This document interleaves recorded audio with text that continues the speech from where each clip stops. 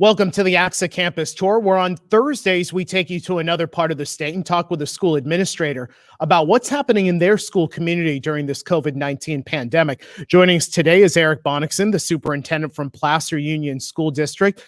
Eric, thank you so much for being with us today. Oh, I appreciate it. Thanks a lot for having me. So we're past the Thanksgiving break. We're working our way towards the end of the calendar year. So let's go and think about the successes and challenges for your school community, your students, your teachers, your staff, everybody that you interact with. What are those successes and challenges thus far? Well, I think the challenges that we're having are probably very, very similar to districts across the state. So really, I'd like to focus on the successes if that's possible. Definitely. I mean, we were able to bring kids back first day of school, August 13th, in a hybrid format, and I think that was definitely a success right there. And we've had kids on campus ever since. Love to get them back more, but we're very lucky to have them back in the hybrid format that we have. I think the biggest success is just being able to watch and see the care, the concern, the love that our staff have for the students and families in our district, and being able to see that on a daily basis is amazing. I think that's one of the biggest successes that we've had, is being able to see the love and concern that we have for our students. I think some of the other things that have been really positive that come out of this is the ability to have some flexibility, in how we are presenting curriculum, in being able to have a hybrid situation, have a full-time distance learning situation, and the state allowing us to have that flexibility. I think it has been a real positive. I hope that continues, that the state allows us to have some flexibility in how we're presenting on a day-to-day basis. The other thing I think that's been a real positive is the ability to see how important class size is. With the hybrid format, we have class sizes of anywhere from 9 to 12 students, and the ability for the curriculum to be delivered, the ability for students to have that one-on-one instruction, and seeing what happens in a small class size like that is amazing. And I think that's been a real positive coming out of this, is being able to see how important class size truly is in the teaching and learning that goes on at schools. Eric, you and your own kids were part of a rally this past weekend over at the state capitol, the Let Us Play event. Student athletes and families from all over the state advocating for youth sports to resume. Why was it important for you and your kids to be part of this event, and what are you hoping was accomplished? Well, I've got to say, this really was my son. Eric Bonniksen's a senior at El Dorado High School, and this was an event that he put together. He put this event together and held this event, and brought in, there was over 200 supporters there. And the importance for him, I think, and for us as a family, was really to get the word out of how important these extracurricular activities are for high school students. We are seeing across the board very low engagement with students. We are seeing mental health issues skyrocketing with students of the high school age. And we're seeing that a lot because the engagement is not there.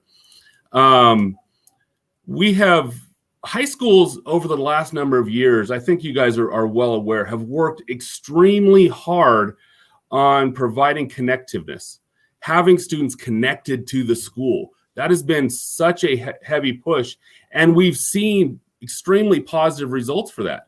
Dropout rates have dropped dramatically. Academic success has risen, and a lot of that has to do with the connectedness of students to those campuses and to those people on the campuses, and that's been pulled away. And so I think that those things that connect students to campus truly are those activities that they love, those activities that they're involved in, and that's been a real concern to see those things go away.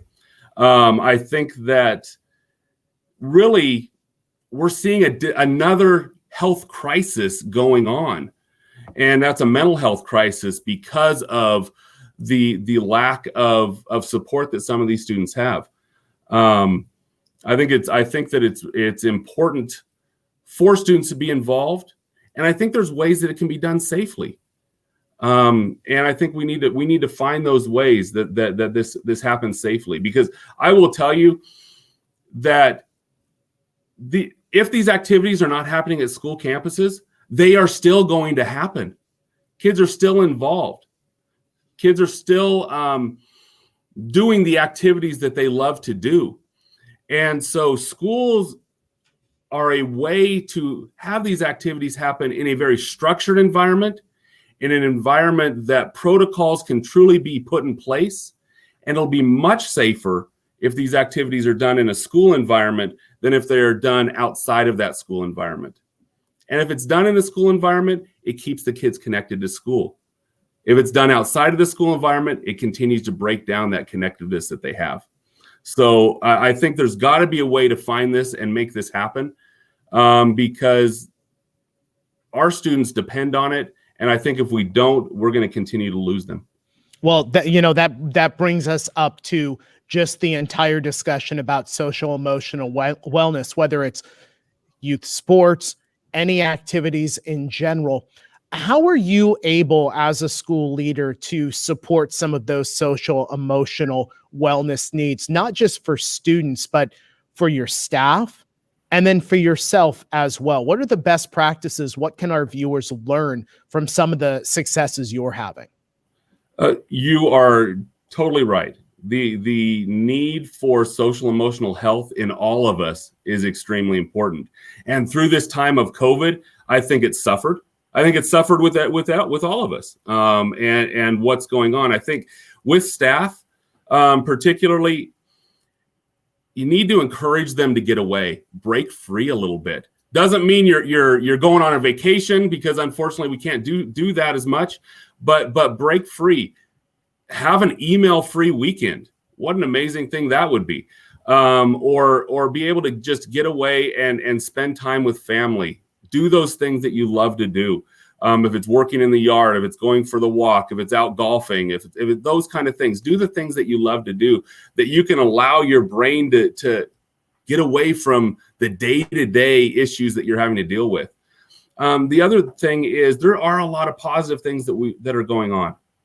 We have to deal with a lot of garbage on the day-to-day basis, especially right now, and dealing with the COVID and dealing with everything that's circled around that. You have to deal with it, but focus on the positive. If we can focus on the positive, that allows us to see that the work that we're doing is meaningful. The work that we're doing is making a difference. And when we can walk away and understand that the time we're putting in, the hard work that's going on, is meaningful and is making a difference, that goes a long ways. And when you're working with staff and working with students and understanding that and acknowledging, if you can acknowledge the hard work that's going on, appreciate it, honor it, the work that's going on, that means something to those people. That means something, that the hard work I'm putting on is being honored, is being recognized. And then giving them the permission to step away.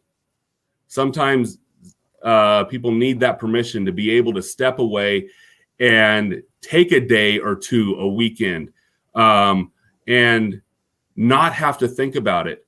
That can be a lifesaver for a lot of people. Eric Bonniksen, Superintendent, Placerville Union School District. Eric, thanks so much for being with us today. I appreciate it. Thanks a lot. And thank you folks so much for joining us. Remember, on Thursdays, we take you to another part of the state and talk with a school leader about the successes and challenges during this COVID-19 pandemic in their school community. That comes your way Thursdays here on the ACSA Campus Tour.